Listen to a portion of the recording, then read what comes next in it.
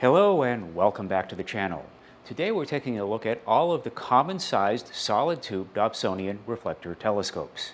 Now, if you've wandered into this channel from YouTube land and wondering what the heck is going on here, well, these are astronomical telescopes designed for looking up at the night sky. The purpose of a telescope is to gather light. So let's take this guy here. And you can see that there is a mirror in the back that gathers light, sends the mirror into the focuser here. This is the focuser. This is where you look into the side of the telescope. To change magnifications, you change eyepieces. The mount is something called a Dobsonian mount. It's just a fancy term that means that the mount moves left and right, and it moves up and down. Named after San Francisco astronomer John Dobson, credited for popularizing its design. So we do have all of the common sizes here. We have the 4.5 inch. There's actually two of them. One's on the ground and one's on your left here. We have the 6 inch, the 8 inch, which you just saw me move, the 10 inch, and the 12 inch. So there's no big surprise at the end of this review. These are all recommended. You pick the size that fits your need and your budget. But there is one that I do recommend more than any of the others. We'll find out when we get there. Now, these aren't the only sizes of Dobsonians you'll see out there. Meade and Orion had 16-inch sonotube Dobs. I have a complete review of the Meade. I'll link that below. Discovery and Celestron had 17.5-inch units. And then there are the Coulters from the 1980s and 1990s.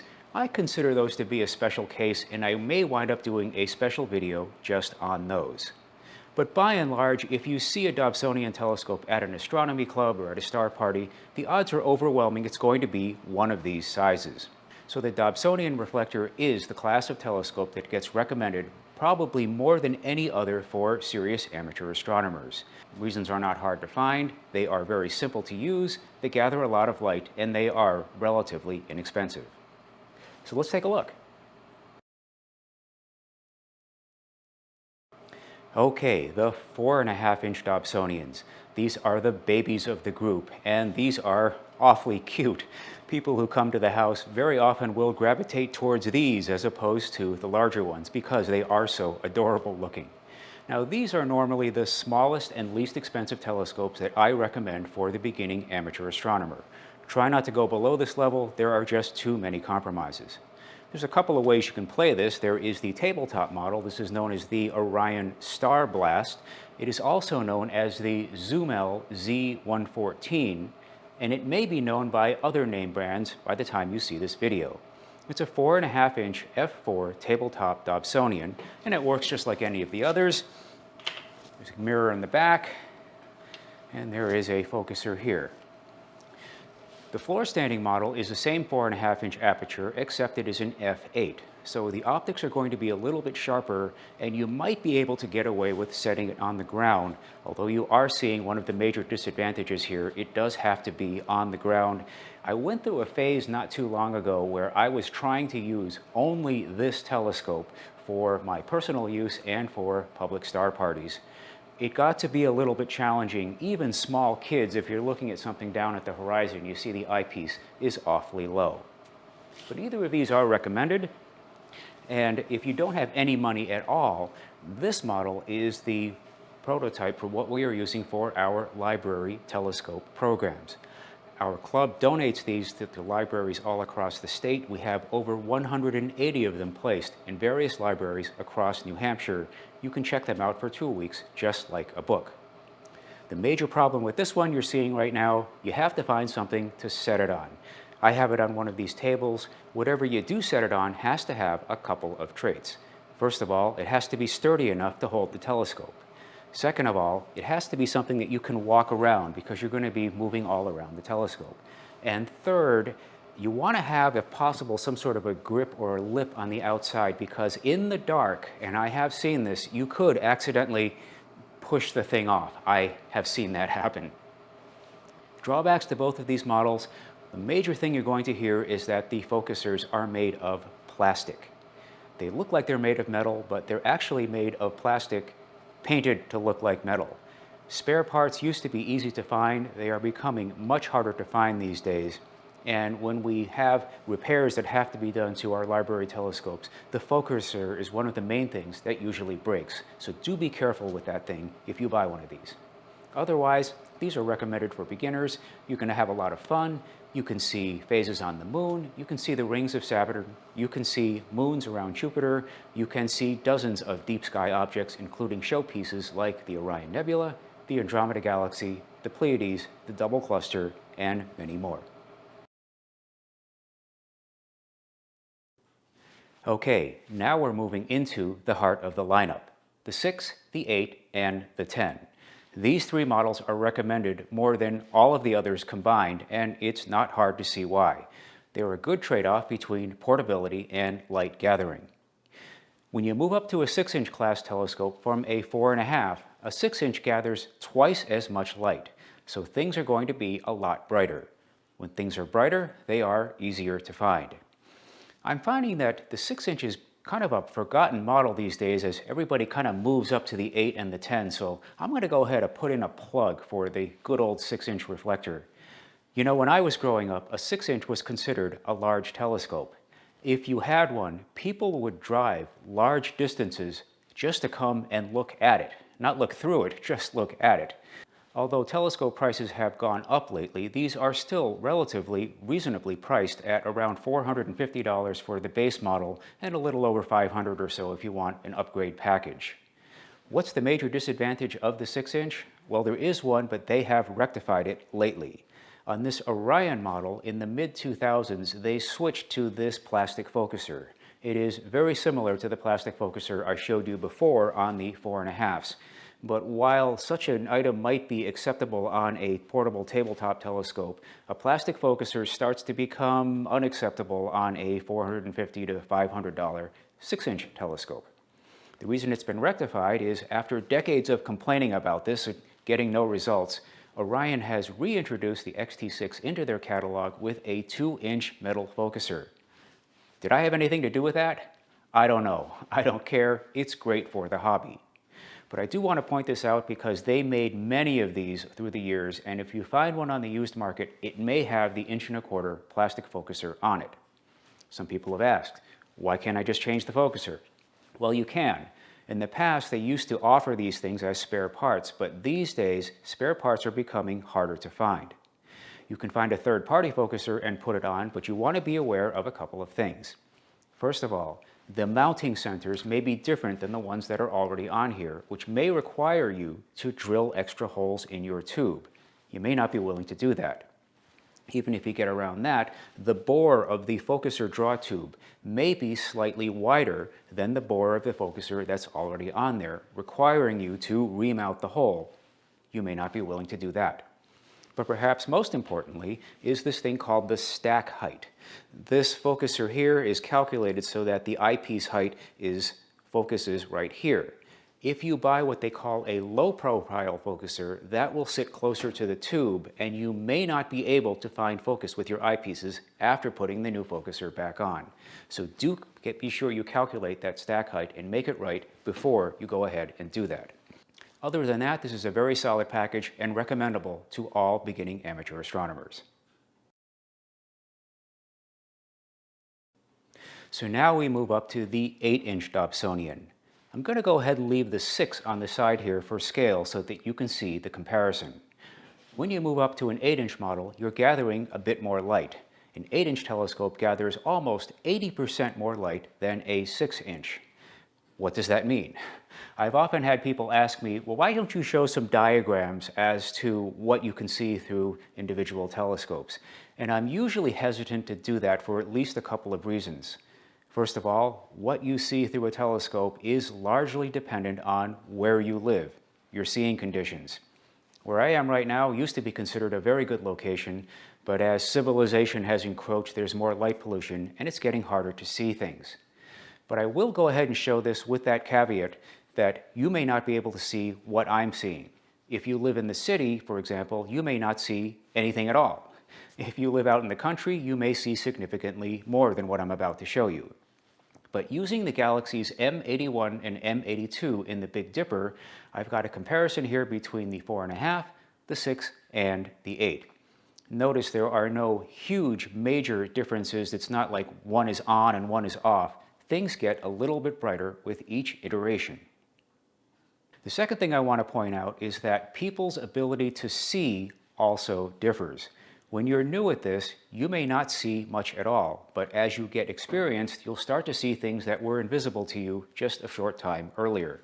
Those galaxies M81 and M82 I showed you before, I have gone to dark sites where those were very prominent in the eyepiece, and first-time telescope users reported they couldn't see anything at all.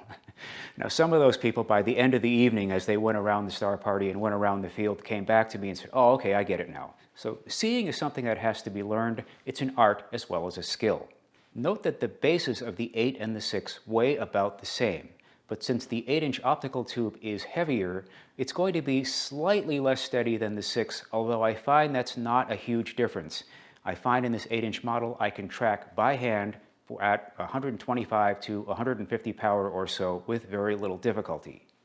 Also note that the 6-inch is an f8, the 8-inch is an f6. They have the same focal length. For any given eyepiece, they will show you the same magnification. The only difference is that the 8 will be slightly brighter. I should probably also show this. This is one of the advantages of such a simple telescope. Orion uses this spring tension system here.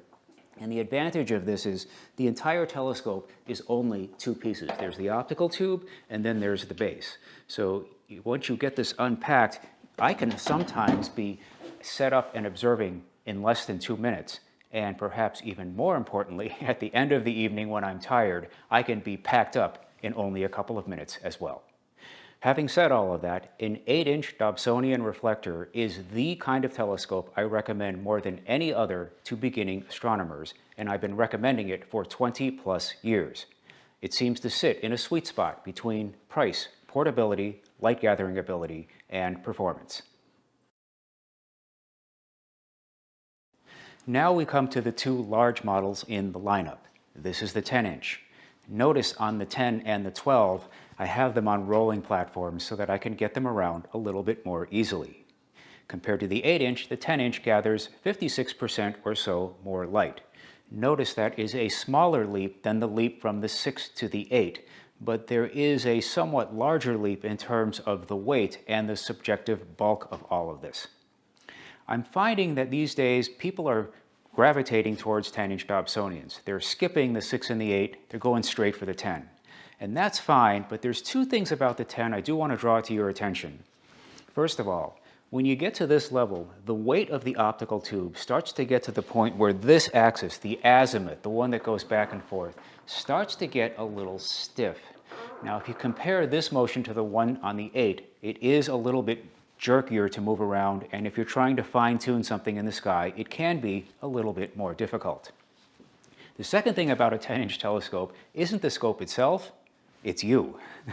I find due to the slightly larger weight and bulk that these get used a lot less often. My rule of thumb is over the long term now, 10-inch telescopes get used about half as often as an 8. The telescope that shows you the most is the one that you use the most, and 8s and 6s tend to get used. For example, if you came home from work and you're tired, or maybe it's partly cloudy out, you have a tendency to take out a smaller telescope more readily than you'll take out something like this. Now, I'm not trying to talk you out of getting the 10-inch telescope. If this is what you really want, go ahead and go for it. If the azimuth motion starts to bother you, what you can do is open up the base there and put replacement Teflon pads down there. There are numerous forums and do-it-yourself instructions online to how to do that. You'll notice this telescope looks a little bit different from the ones that I've shown you before. That's because this is a new class of telescope that's come out that has some electronic aids on it. So the traditional Dobsonian experience is a very purist one. If you think about it, it's two mirrors, you, and the sky. People have tried to marry electronics to varying degrees of success with Dobsonians for many years. None of them have really stuck, but this one might. So this one is a Celestron Star Sense, and this complicated looking device here holds your smartphone. Once you download the app and calibrate it, it will show you where you are in the sky, so you don't have to go looking at star charts or star hopping around. It's actually kind of fun to play with. I do have a complete review of this model describing how to do that. I'll leave a link in the description below if you want to see it. So with those caveats I just described before, the 10-inch Dobsonian is still recommended. I still think, however, that an 8-inch is still the sweet spot for most people. It's your call. So now we come to the 12-inch. Oh boy, the 12-inch. So if you take the statements I made about the 10-inch and scale them up, you get the 12-inch. But it seems to be a little bit worse than that. For example, this telescope weighs close to 90 pounds, depending on what you have on it. And not only that, the optical tube alone, just the tube, weighs more than the entire 10-inch telescope. It's getting to the point where this azimuth axis here, this left-right axis, is becoming unacceptably stiff, and no amount of tricks that you play by adding extra Teflon or the flooring laminate on the other side or any of these other things that we do to make that motion simpler seem to work anymore. In addition, you start having problems on the other axis as well, this altitude axis. This tensioning knob just never seems to be right. It's either too stiff or it's too loose, and you can't seem to have any kind of middle ground where things are okay. I actually don't like this Celestron system. They've since come out with a better tensioning system, but I'm stuck with this one. But there are going to be those people who have aperture fever and are going to want the biggest possible light gathering ability that they can get. I do want to point this out to you because remember how I told you the 10-inch gets used about half as often as an 8-inch. In my experience, a 12-inch telescope gets used about a tenth as often. And I'll use myself as an example. I have this thing on this rolling platform in the garage, probably about 5 feet from the opening of the garage door. I could be out observing with this thing in less than 5 minutes. I think it's been well over 2 years since I've looked through this. Every year, I have to try to talk somebody out of buying one of these things. I'm not going to name any names, but when the person sees the size of the cartons that show up at their doorstep, sometimes, again, it happens at least once a year, they never open the cartons. They just put it in the basement. They never open the thing up. So sometimes people who see this thing ask, what are these colored handles here? These make carrying the optical tube a little bit easier. Those were referred to as scope totes, and they may or may not be available by the time you see this video. So again, the 12-inch, I find this is a specialty instrument. I don't think that the solid tube design serves a 12-inch Dobsonian very well. I think when you get to the 12-inch level, an open truss design makes more sense. But if this is what you have to have, go for it. Just don't say you weren't warned. If you truly do have aperture fever and only the biggest will do, there are companies out there who will accommodate you. Here I am playing with a 20-inch Obsession. I'll leave a link in the description below if you want to check out that review. Okay, now that you've selected which one of these you're going to buy, I'll try to answer some common questions I get among beginning amateur astronomers. Number 1. What else should I buy? Should I get additional eyepieces, filters, accessory kits, this sort of thing? My normal answer to that is no, don't buy anything. Normally when you buy one of these, they give you enough stuff to keep you busy for a very long time. If you're going to buy anything, get a set of star charts and a couple of books to get you started. I would tend to avoid buying eyepiece sets and filters. Most of the time you'll wind up not using those things, and if you find you did need those things, you can always purchase them later. Second question I get. Many of these telescopes come in several trim levels. The 8 in particular seems to have any number of options that you can put on it, from electronic systems to accessory kits to upgrade kits and this sort of thing. Which one should I buy? Well, you're not going to go wrong with any of these, but I would tend to steer you towards just the base unit. That's what I tell people to usually do. A lot of those upgrade packages, I actually refer to them as downgrades. Another question I get. I have these Orions and I have a couple of Celestrons here. You may notice similar looking units with different names on them. Which one should I buy? And the answer is any of them. Just get any of them. These appear to be all based on the same platforms coming out of China. They'll have different names on them, they'll put different accessory packages on them. The tensioning system that you see here may be a little bit different. They all tend to work pretty well.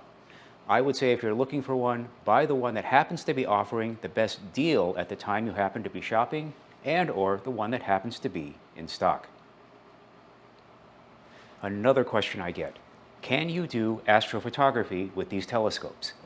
The short answer, no. You might be able to get one of those smartphone holders and take quick snaps of the moon and possibly the planets. I have never had very much luck doing that. If you're interested in long-term deep space astrophotography, you're going to run into a lot of problems here, and I wouldn't recommend it. The main problem being these are manual-only telescopes. There are no motor drives attached to them. They do not compensate for the rotation of the Earth. Even if you got rid of that problem, the weight of the camera will often pitch the front of the scope downwards. Very often the camera won't even be able to find focus. There are no coma correctors that are matched for these things. Even if the mount track, there are no autoguider ports, and there are half a dozen other problems you probably haven't thought of. Keep in mind, no telescope is perfect, and this is one of the drawbacks of this design. However, we do find that the Dobsonian reflector offers the least number of compromises for the beginning astronomer, and that's why these get recommended. So there you have it, a look at all of the common solid-tubed Dobsonian reflectors on the market. I hope this video has helped you to decide which one of these is right for you. Thanks for watching, and I'll see you soon.